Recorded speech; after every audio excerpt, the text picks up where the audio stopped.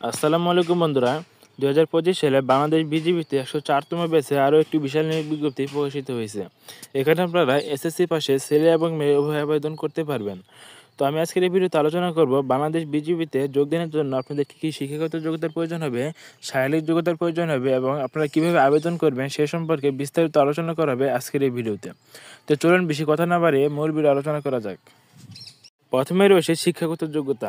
আপনাদের শিক্ষাগত যোগ্যতার প্রয়োজন হবে এসএসসি বা মাধ্যমিক পরীক্ষায় কমপক্ষে জিপিএ 3 পয়েন্ট পেয়ে উত্তীর্ণ হতে হবে এবং এইচএসসি বা উচ্চ মাধ্যমিক পরীক্ষায় জিপিএ কমপক্ষে 2.50 পেয়ে উত্তীর্ণ হতে হবে। এরপর রয়েছে বেতন। আপনারা বেতন পাবেন 2015 সালের নিয়ম অনুযায়ী 9,000 থেকে 21,800 টাকা পর্যন্ত আপনারা বেতন পাবেন। এবং বয়সের প্রয়োজন হবে যাদের বয়স 8/4/2022 হতে 3/8/2007 মধ্যে রয়েছে তারা আবেদন করতে পারবেন। এর মানে যাদের বয়স 18 থেকে 23 বছর রয়েছে তারা এই সার্কুলারটিতে আবেদনযোগ্য বলে বিবেচিত হবেন। এক্ষেত্রে কোনো এফিডেভিট গ্রহণযোগ্য হবে না। শারীরিক যোগ্যতার ক্ষেত্রে পুরুষ প্রার্থীর ক্ষেত্রে উচ্চতার প্রয়োজন হবে 5 ফুট 4 ইঞ্চি 5 ফুট 6 ইঞ্চি এবং মহিলা প্রার্থীর ক্ষেত্রে উচ্চতার প্রয়োজন হবে 5 ফুট 2 ইঞ্চি এবং একজন পুরুষ প্রার্থীর ওজনের প্রয়োজন হবে 49.895 কেজি এবং মহিলা প্রার্থীর ক্ষেত্রে ওজনের প্রয়োজন হবে 47.173 কেজি। এবং বুকের মাপের ক্ষেত্রে পুরুষ প্রার্থীর বুকের মাপের প্রয়োজন হবে স্বাভাবিক অবস্থায় 32 ইঞ্চি এবং বুক ভরা শ্বাসনীয় অবস্থায় 34 ইঞ্চি এবং একজন মহিলা প্রার্থীর ক্ষেত্রে বুকের মাপের প্রয়োজন হবে স্বাভাবিক অবস্থায় 28 ইঞ্চি এবং বুক ভরা শ্বাসনীয় অবস্থায় বুকের মাপের প্রয়োজন হবে 30 ইঞ্চি এবং ছেলে এবং মেয়ে উভয়ের ক্ষেত্রে দৃষ্টিশক্তির প্রয়োজন হবে 6/6 এবং বৈবাহিক অবস্থা অবশ্যই অবিবাহিত হতে হবে। এক্ষেত্রে আপনাদের পদসংখ্যা নির্ধারিত নয়, অসংখ্য পদসংখ্যা রয়েছে। আপনারা সকল জেলা থেকে সবাই আবেদন করতে পারবেন। তো এরপরে আসা যাক আবেদন পদ্ধতি। আপনাদের আবেদন করার জন্য আপনাদের এই যে ওয়েবসাইট দেওয়া আছে https, এই ওয়েবসাইটের মাধ্যমে আপনারা আবেদন করতে পারবেন। আবেদনের জন্য আপনাদের 6টি ধাপ অতিক্রম করতে হবে। 6টি ধাপে আপনাদের আবেদন করতে হবে। প্রথম ধাপে থাকবে আপনাদের নিয়োগ বিজ্ঞপ্তি হতে আবেদন করুন বাটনে ক্লিক করতে হবে। ক্লিক করে আবেদনের পূর্বে আবেদন পদ্ধতির ধাপগুলো ভালোভাবে পড়ে এগিয়ে যান বাটনে ক্লিক করে যোগ্যতা পরীক্ষা সংক্রান্ত সমস্ত প্রশ্ন সঠিক উত্তর দিয়ে আপনাদের প্রথম ধাপ অতিক্রম করতে হবে। এবার আপনাদের রেজিস্ট্রেশন করতে হবে। একটি ফর্ম আসবে সেই ফর্মে আপনাদের রেজিস্ট্রেশন করতে হবে। আপনার যোগ্য হলে ব্যক্তির মোবাইল নম্বর দিয়ে ইমেলের ঠিকানা দিয়ে এগিয়ে যান বাটনে ক্লিক করবেন।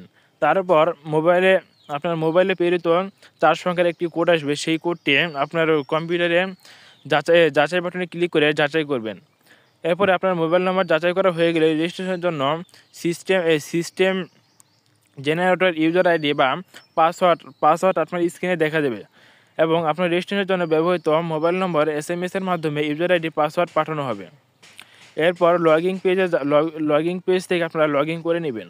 এরপর 3 নম্বর ধাপে আপনাদের ইউজার আইডি ও পাসওয়ার্ড দিয়ে লগ ইন করে ভর্তি সংক্রান্ত ফি প্রদান করতে ইচ্ছুক হলে ফি প্রদান করে বাটনে ক্লিক করবেন। মানে আপনাদের SMS এর মাধ্যমে আপনাদের ভর্তি ফি দিতে হবে। আবেদন ফি আপনাদের বেশি না, মাত্র 56 টাকা পেমেন্ট করে আপনারা আবেদন করতে পারবেন। আবেদন করার পর আপনাদের ব্যাংক কার্ড অথবা মোবাইল ব্যাংকিংয়ের সঠিক তথ্য প্রদান করে ডিজিটাল পদ্ধতিতে পেমেন্ট করবেন।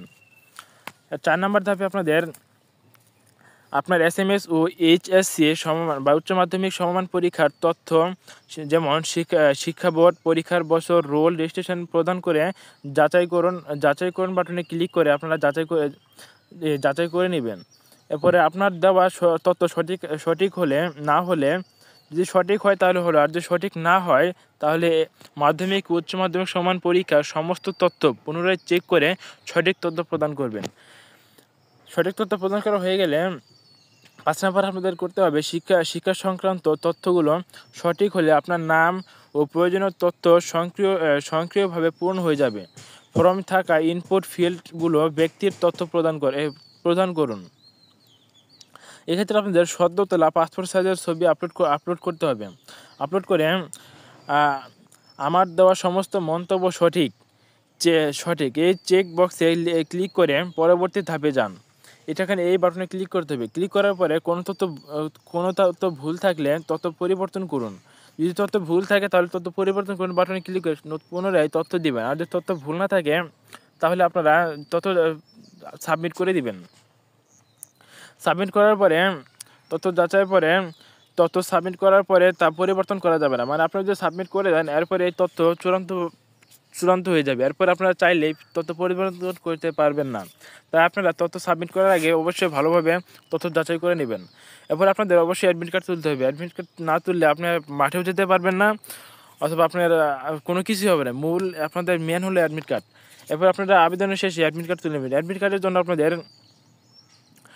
প্রবেশপত্রের জন্য অপেক্ষা করুন। এখানে ক্লিক করে আপনারা এই যে একটা ওয়েবসাইটে অ্যাডমিট কার্ড সংগ্রহ করার মাধ্যমে আপনাদের আবেদন প্রক্রিয়া সম্পূর্ণ হয়ে যাবে। আবেদন প্রক্রিয়ার পরে এবার আসা যাক কাগজপাতি নিয়ে। আপনাদের মাঠে যাওয়ার জন্য যেসব কাগজপাতি প্রয়োজন হবে তা হলো মাধ্যমিক ও উচ্চ মাধ্যমিক পরীক্ষার মূল সনদপত্র প্রয়োজন হবে। এরপরে সংশ্লিষ্ট আপনাদের স্কুল বা কলেজের পাশের প্রশংসাপত্র যাতে স্থায়ী ঠিকানা ও জন্ম তারিখ উল্লেখ থাকতে হবে। 3 নম্বরে প্রয়োজন হবে অভিভাবকের অনুমতিপত্র এবং যা চেয়ারম্যান কর্তৃক সত্যায়িত থাকতে হবে। এরপর থাকবে ইউনিয়ন পরিষদ, পৌরসভার চেয়ারম্যান বা ওয়ার্ড কাউন্সিলর নিকট হতে স্থানীয় নাগরিক সনদপত্র, মানে আপনাদের পরিষদ থেকে নাগরিক সনদপত্র নিয়ে যেতে হবে। এরপর থাকবে প্রথম শ্রেণীর গেজেট অফিসের কর্তৃক প্রদত্ত চারিত্রিক সনদপত্রের মূল কপি সহ সত্যায়িত ফটোকপি। আপনাদের এই যে আপনারা চেয়ারম্যান কর্তৃক চারিত্রিক সনদপত্র নেবেন, সেই চারিত্রিক সনদপত্র আবার প্রথম শ্রেণীর গেজেটেড মানে আপনাদের বিশেষ ক্যাডার দ্বারা সত্যায়িত করতে হবে। সত্যায়িত করে আপনাদের সেটি মাঠে উপস্থাপন করতে হবে। তারপরে প্রয়োজন হবে সদ্য তোলা নীল ব্যাকগ্রাউন্ড সম্বলিত ল্যাব প্রিন্টকৃত 11 কপি পাসপোর্ট সাইজের ছবি। মানে পিসের সদ্য তোলা মানে আপনাদের সাধারণ তোলা, মানে বেশি গাঢ় পোশাক না, হালকা পোশাক পরে, এবং পিসের ব্যাকগ্রাউন্ড নীল থাকতে হবে। নীল এবং ল্যাব প্রিন্ট, যাতে আপনাদের পানি পড়লে যেন ছবি নষ্ট না হয়ে যায়, এই জন্য একটি ল্যাব প্রিন্ট ছবি তোলা যায়। সেই ল্যাব প্রিন্ট ছবির প্রয়োজন হবে, যেটি আপনার কম্পিউটার দোকান থেকে করে নেবেন। এবার প্রয়োজন হবে ইউনিয়ন পরিষদ বা পৌরসভা থেকে অবিবাহিত সনদপত্র। এক্ষেত্রে আপনাদের অবিবাহিত সনদপত্র প্রয়োজন হবে এবং জাতীয় পরিচয়পত্রের মূল কপি সহ সত্যায়িত ফটোকপির প্রয়োজন হবে। এই ক্ষেত্রে সত্যায়িত করতে হবে বিশেষ ক্যাডার বা প্রথম শ্রেণীর গ্র্যাজুয়েট কর্মকর্তা দিয়ে আপনাদের সত্যায়িত করতে হবে। তো এই ছিল আজকের ভিডিওতে। আরও আপনাদের সাথে দেখা হবে আর কোনো নতুন চাকরির খবর নিয়ে। আজকে এই পর্যন্ত। সবাই সুস্থ থাকবেন, ভালো থাকবেন এবং সবাই সুন্দরভাবে আবেদন করবেন এবং মাঠে যাওয়ার আগে অবশ্যই প্রস্তুতি নিয়ে যাবেন। ধন্যবাদ, সবাই ভালো থাকবেন। আসসালামু আলাইকুম।